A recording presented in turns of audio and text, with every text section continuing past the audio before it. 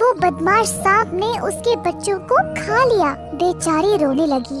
तो उसके एक समय की बात है, एक बड़े से बरगद के पेड़ पर रहते थे कौवे की जोड़ी। उस पेड़ के नीचे था एक छोटा सा बाम्बी।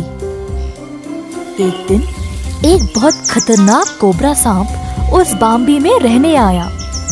इस सांप की वजह से कौवों को काफी संकट झेलनी पड़ी।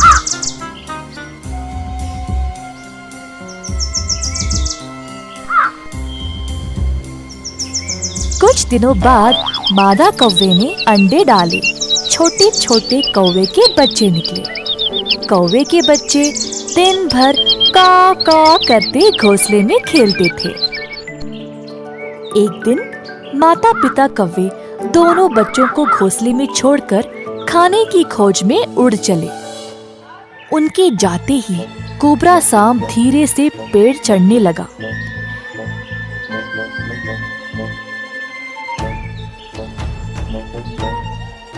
झट से उसने बेचारे बच्चों पर वार किया और एक एक करके खा गया।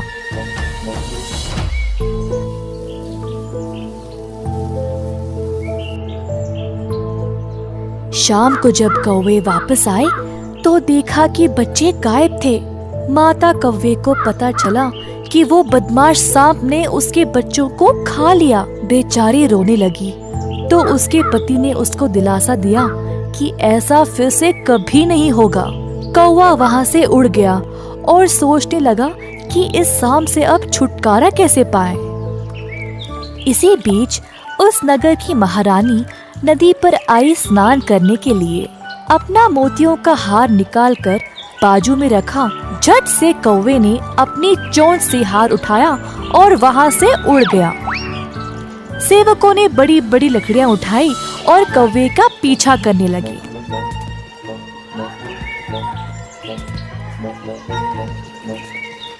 कौवा था बहुत चालाक और सेवकों को सीधा पेड़ की ओर ले गया।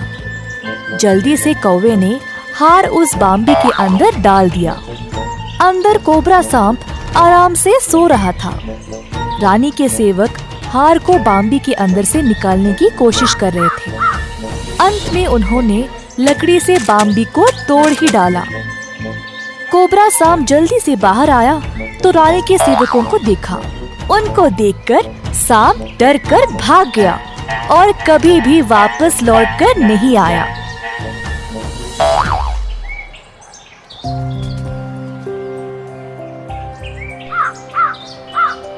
तो बच्चों, अगर हमारे पास अच्छी बुद्धि तपरता है तो हम किसी भी समाधान के बारे में सोचकर अपनी समस्याओं को हल कर सकते हैं।